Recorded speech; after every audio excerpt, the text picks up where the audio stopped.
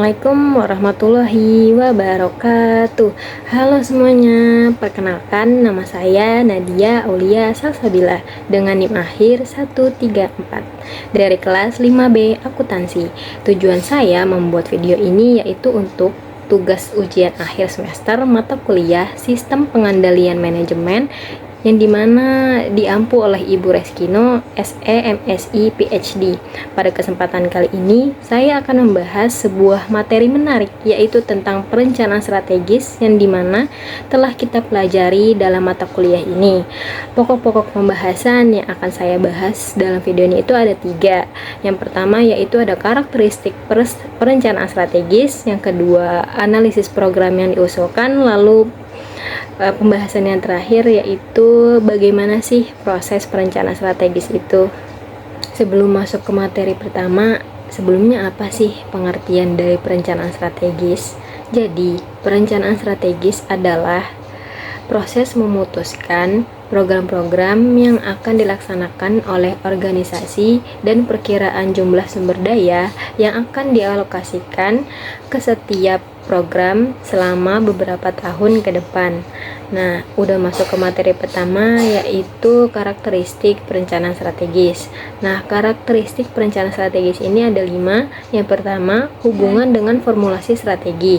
Jadi, terdapat perbedaan yang signifikan antara dua proses manajemen, yaitu antara formulasi strategi dan perencanaan strategis. Kedua istilah tersebut sama-sama mencakup proses strategi atau strategis. Namun, mereka ini memiliki tujuan yang berbeda. Yaitu kalau formulasi strategi adalah proses untuk menentukan strategi baru yang akan dijalankan oleh organisasi. Sedangkan perencanaan strategis adalah proses yang berfokus pada cara untuk mengimplementasikan strategi tersebut. Yang kedua, yaitu evolusi dari perencanaan strategis. Jadi, perencanaan strategis telah berkembang dari pendekatan yang tidak terkoordinasi menjadi alat penting untuk pengambilan keputusan dalam organisasi. Awalnya, perusahaan mencoba sistem formal pada tahun 1950-an, tetapi sering gagal karena terlalu fokus pada detail angka seperti dalam anggaran. Seiring berjalannya waktu, manajemen menyadari bahwa inti dari perencanaan strategis adalah membuat keputusan sulit dan menentukan prioritas untuk masa depan. Saat ini, banyak organisasi menggunakan perencanaan strategis yang lebih sederhana namun efektif, biasanya untuk jangka waktu 3-5 tahun, dengan fokus pada hasil dan arah yang jelas. Evolusi ini menunjukkan pentingnya pemikiran strategis dalam mencapai tujuan organisasi. Lalu karakteristik yang ketiga yaitu manfaat dari perencanaan strategis. Proses perencanaan strategis dapat memberikan manfaat kepada organisasi, di antaranya yang pertama yaitu kerangka kerja untuk mengembangkan anggaran tahunan. Yang kedua, alat pengembangan manajemen. Yang ketiga, mekanisme untuk memaksa manajemen agar memikirkan jangka panjang. Yang keempat, alat untuk menyejajarkan manajer dengan strategi jangka panjang perusahaan. Lalu karakteristik yang keempat yaitu keterbatasan perencanaan strategis. Perencanaan strategis bisa menjadi tidak efektif jika hanya dianggap formalitas atau diserahkan sepenuhnya kepada staf khusus. Agar berhasil, proses ini harus menghasilkan ide baru, melibatkan manajemen lini secara aktif dan menjadikan staf perencanaan sebagai pendukung, bukan pelaksana utama. Lalu karakteristik yang terakhir yaitu struktur dan isi program. Rencana strategis biasanya dibuat untuk jangka waktu 3-5 tahun.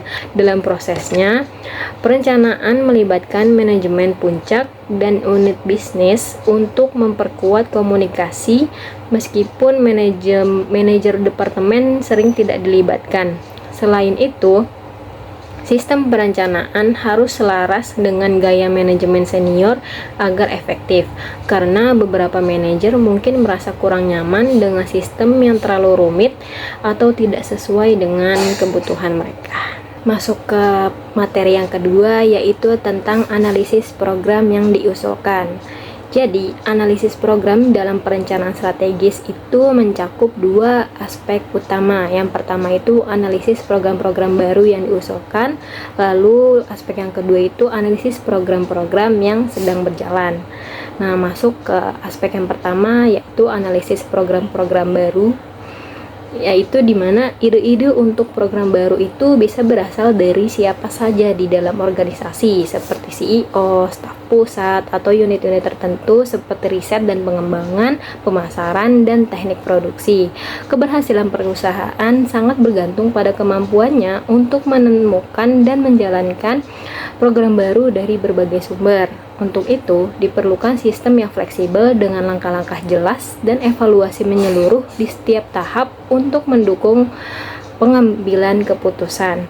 Tujuan utama dari analisis program baru adalah memastikan kelayakan finansial, mengurangi risiko, dan meningkatkan kinerja keuangan. Prosesnya meliputi pengumpulan ide, penilaian kelayakan, perencanaan, hingga evaluasi. Dengan analisis yang tepat, perusahaan dapat membantu keputusan yang lebih baik, meminimalkan risiko, meningkatkan profitabilitas, dan mendukung pencapaian tujuan strategis. Lalu aspek yang kedua yaitu analisis program-program yang sedang berjalan. Ada dua metode utama untuk menganalisis program berjalan. Yang pertama itu analisis rantai nilai dan activity based costing atau ABC. Metode yang pertama yaitu analisis rantai nilai. Yaitu analisis rantai nilai itu tuh dilihat dari hubungan antara pemasok, pelanggan, dan proses internal untuk menciptakan nilai maksimal. Dengan memahami keterkaitan aktivitas, perusahaan dapat meningkatkan efisiensi, mengurangi biaya, dan memberikan nilai lebih kepada pelanggan. Nah, untuk metode yang kedua yaitu Activity Based Costing atau ABC. Nah, ABC ini membantu melacak biaya secara lebih akurat berdasarkan aktivitas. Tujuannya itu untuk mengidentifikasi biaya tersembunyi, meningkatkan efisiensi, dan memberikan data biaya yang detail untuk mendukung keputusan strategis seperti penetapan harga atau alokasi sumber daya. Kedua metode ini membantu perusahaan meningkatkan efisiensi, mengurangi biaya, dan mencapai kinerja optimal. Jadi, kesimpulannya, perencanaan strategis adalah proses sangat penting bagi keberlangsungan dan pertumbuhan suatu organisasi. Proses ini melibatkan perumusan tujuan jangka panjang, pengembangan strategi untuk mencapai tujuan tersebut, dan alokasi sumber daya yang optimal. Perencanaan strategis tidak hanya sekedar membuat dokumen, tetapi juga merupakan alat yang efektif untuk meningkatkan koordinasi, komunikasi, dan pengambilan keputusan dalam organisasi. Dengan melakukan perencanaan strategis secara sistematis, organisasi dapat lebih siap menghadapi tantangan dan peluang yang muncul di masa depan. Proses perencanaan strategis melibatkan berbagai tahapan, mulai dari peninjauan rencana sebelumnya, penetapan asumsi dan pedoman, hingga analisis dan penyusunan rencana akhir. Setiap tahapan memiliki peran yang penting dalam memastikan bahwa rencana yang dihasilkan itu relevan, realistis, dan dapat diimplementasikan. Meskipun perencanaan strategis memiliki banyak manfaat, namun juga memiliki beberapa keterbatasan. Oleh karena itu, penting bagi organisasi untuk terus melakukan evaluasi dan perbaikan terhadap proses perencanaan strategis mereka agar tetap relevan dan efektif.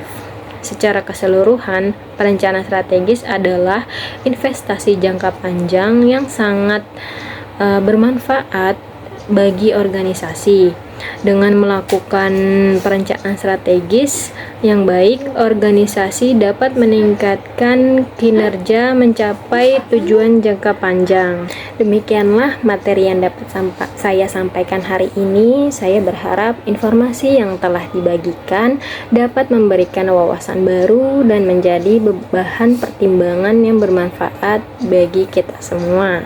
Terima kasih telah menyimak video ini sampai akhir. Wassalamualaikum warahmatullahi wabarakatuh.